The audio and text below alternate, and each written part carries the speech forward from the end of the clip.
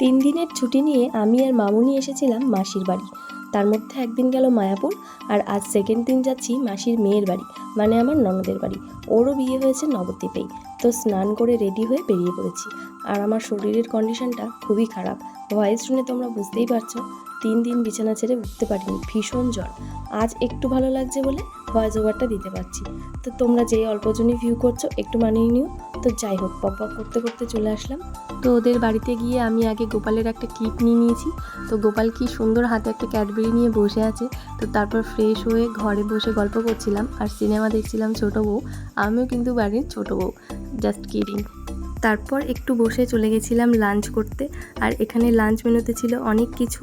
তারপর খাওয়া দাওয়া করে ওপরে গিয়ে বাকি মুভিটা কমপ্লিট করে একটু ঘুমিয়ে গেছিলাম। ঘুম থেকে উঠে বিকেলে গেছিলাম ছাদে। ছাদ থেকে এসে আবার রেডি হয়ে নিয়েছি। দিনটা ননদের বাড়িতে এভাবে কাটিয়ে এখন আবার যাচ্ছি মাসির বাড়িতে।